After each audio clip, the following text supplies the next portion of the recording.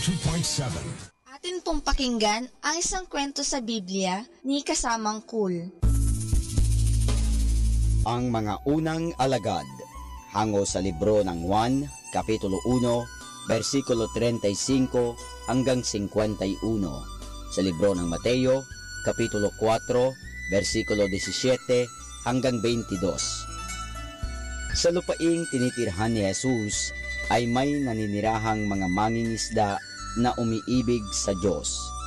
Nalalaman nilang balang araw ay magpapadala ang Diyos ng isang tagapagligtas, kaya't sila'y naghihintay sa tagapagligtas na ito. Isang araw, ang dalawa sa kanila na nagngangalang Andres at Juan ay nakarinig ng isang magandang balita. Dumating na raw ang tagapagligtas. Ang pangalan niya ay Jesus. At ang pinakamainam sa lahat, siya'y naninirahan malapit sa kanila. Ipinasya nilang pumaroon upang makita at makilala siya. Ang dalawa ay naparoon at nakipag-usap kay Jesus. Naniwala sila na siya nga ang ipinangakong tagapagligtas. Sasabihin ko sa aking kapatid na dumating na ang tagapagligtas, ang wika ni Andres sa kanyang sarili. Kaya't nagmamadali niyang hinanap ang kanyang kapatid na si Pedro. Natagpuan na namin ang tagapagligtas, ang sabi ni Andres kay Pedro. Dali ka at nang makita mo siya, ang sabi naman ni Juan kay Santiago na kanyang kapatid. Kaya't naparoon din si Pedro at si Santiago at sila man ay sumampalataya rin kay Jesus. Kinabukasan, nakasalubong ni Jesus ang isang lalaking nagngangalang Felipe. Nais ni Jesus na si Felipe ay maging isa sa kanyang mga alagad. Sinabi niya kay Felipe, "Sumunod ka sa akin." Masayang sumama si Felipe at siya'y naglingkod kay Jesus. Ang unang ginawa ni Felipe ay ang hanapin ang kanyang kaibigang si Nathaniel. Sinabi ni Felipe sa kanyang kaibigan, ang pangako ng Diyos na nakasulat sa Biblia ay natupad na. Ang tagapagligtas ay naririto na. Pagkatapos ay isinama ni Felipe si Nathaniel kay Jesus.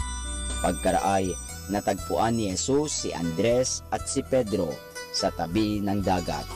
Inihahagis nila sa tubig ang kanilang mga lambat upang manghuli ng isda. Sinabi ni Jesus sa kanila, "Sumunod kayo sa akin. Mayroon akong ipagagawa sa inyong isang dakilang tungkulin. Nais kong ibalita ninyo sa mga tao ang tungkol sa pag-ibig ko sa kanila, upang sila man ay magsisunod din sa akin." Dali-daling iniwan ng dalawa ang kanilang ginagawa. Sumunod sila kay Jesus at naglingkod sa kanya. Hindi nagtagal at nakita naman ni Jesus sina Santiago at Juan na kasama ng kanilang ama. Sila'y nakaupo sa isang bangka at naghahayuma ng kanilang mga lambat. Sila'y tinawag ni Jesus at sila'y sumunod din kay Jesus. Ang mga lalaking ito ang naging mga unang alagad ni Jesus.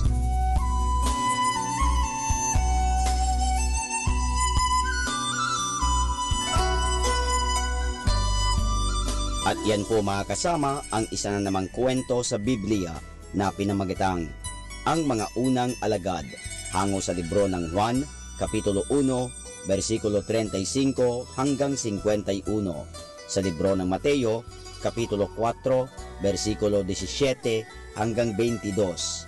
Abangan muli bukas ang isa na namang kwento sa Biblia. Ito po muli si Kasamang Cool. Stay tuned for more music. May kasama ka.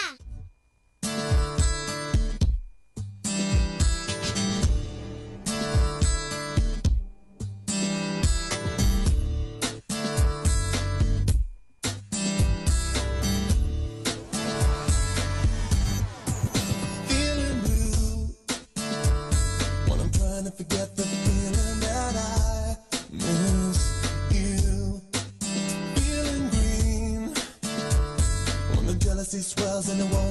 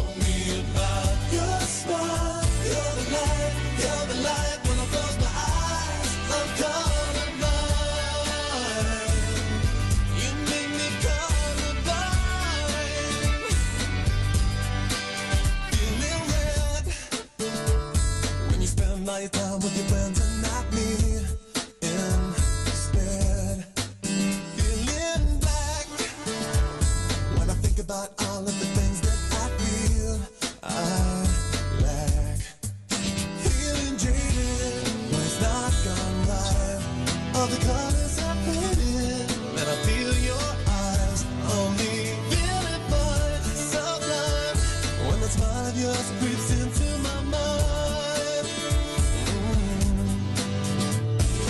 Nobody told me it feels so good. Nobody said you'd be so beautiful. Nobody warned me about your smile. You're the light when I close my eyes. I'm colorblind. You make me colorblind. Blinded by the light you shine, the colors fade completely. Blinded by you every time I feel your smile to meet me. I'm colorblind. I just can't deny this feeling. Nobody told me it feels so good. Nobody said you'd be so beautiful.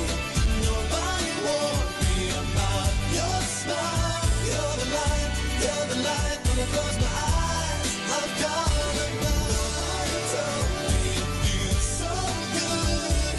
Nobody said you'd be so beautiful. Nobody warned me about your smile. You're the light when I close my eyes. I'm colorblind. You're the light when I close my eyes. You're the light when I close my eyes. You make me come. You're the light when I close my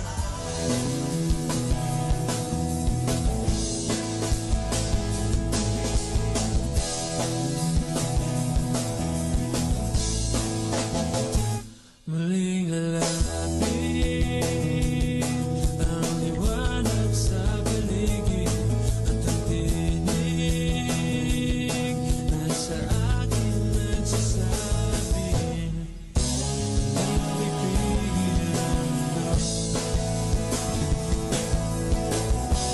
Papatunayan ang pangako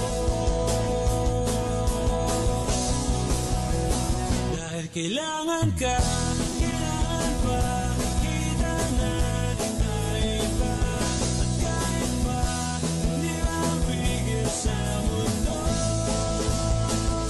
at sa umagang darating, lahat ay aking kakayanin.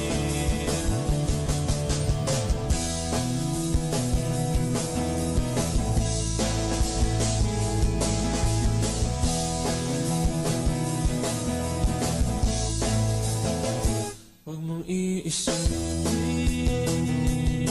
ang mga harang sa atin at pag-ibig na ang hangin ay darating. Lagi tigil mo at ang lahat ay maglaho dahil kailangan ka.